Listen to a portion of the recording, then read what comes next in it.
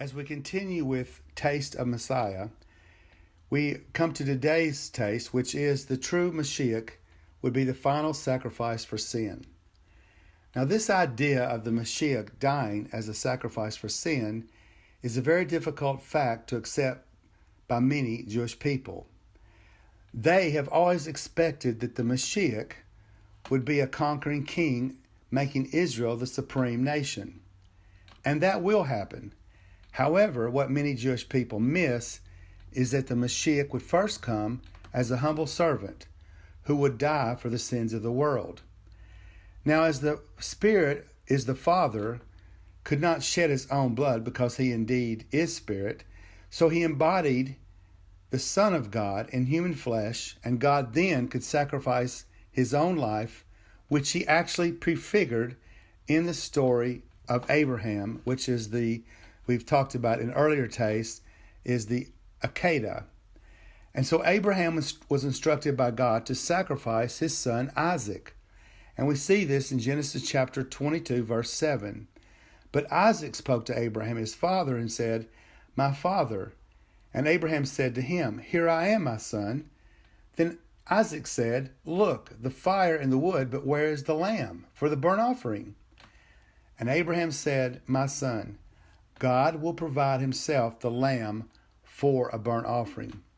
So the two of them went together.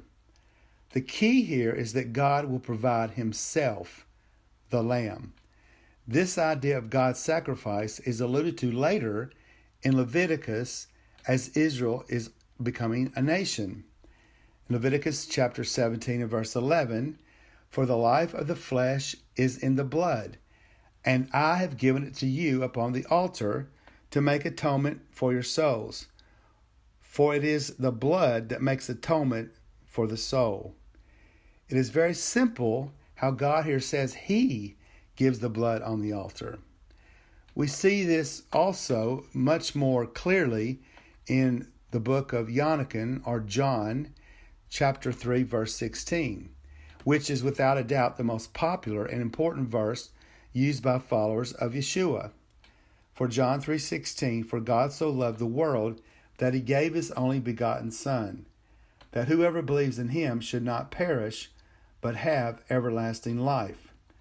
This verse is demonstrated in Isaiah 53:1, where it says, "Who has believed our report, and to whom has the arm of the Lord been revealed?" So already here in the beginning of this chapter, we see that there are going to be people who don't believe it. And then it goes on in verse 2, "For he shall grow up before him as a tender plant and as a root out of dry ground. He has no form or comeliness, and when we see him, there is no beauty that we should desire him." So we understand here that the Mashiach there would be nothing special about his outward appearance. He would be just like any other ordinary man.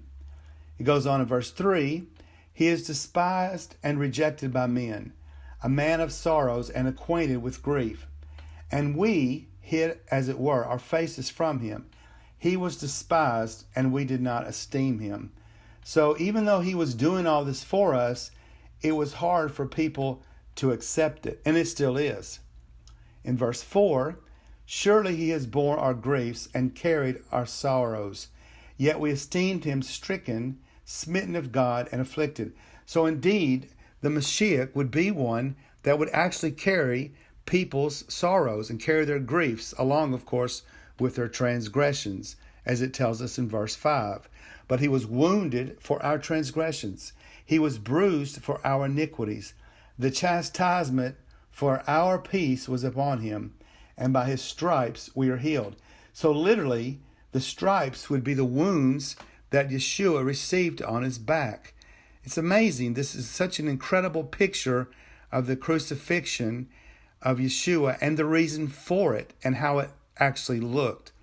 It goes on in verse 6 to say, "All we like sheep have gone astray. We have turned every one to his own way, and the Lord has laid on him the iniquity of us all."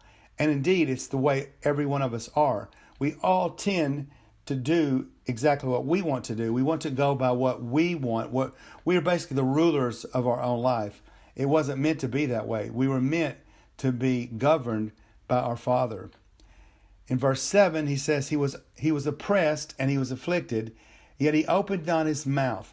He was led as a lamb to the slaughter, and as a sheep before his shearers is dumb, so he opened not his mouth. And we know in the accounts in the gospel that when Yeshua was being accused and had all these mock trials, that he didn't open his mouth. He never gave a defense for anything that he had done. In verse 8, he was taken from prison and from judgment, and who will declare his generation? For he was cut off from the land of the living. For the transgressions of my people he was stricken. So you see, my people, of course, are the Jewish people, Israel. And that's why he was, first of all, cut off. And that's why he was crucified, for the transgression of Israel. And then, of course, for the sins of the whole world, as it says in John 3:16. Going into verse 9, and they made his grave with the wicked, but with the rich at his death, because he was done no violence, nor was any deceit in his mouth. And we know the account is very plain that Yeshua didn't have a grave of his own, but a rich man, Joseph, would actually allow Yeshua to use his grave, and he would be buried in a rich man's grave. Yet it pleased the Lord to bruise him. He has put him to grief.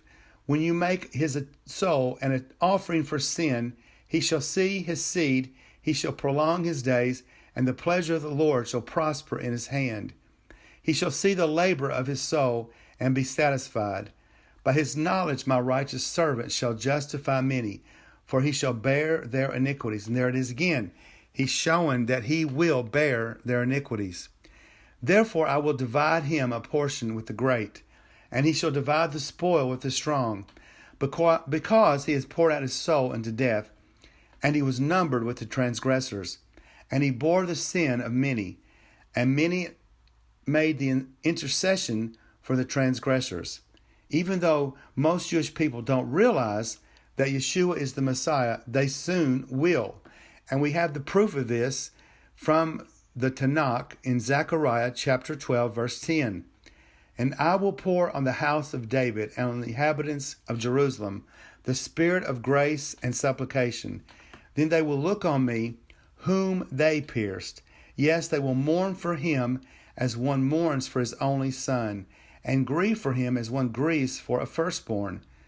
Do you see the wounds Yeshua received in your place? Are you ready to cry out, he is your Lord?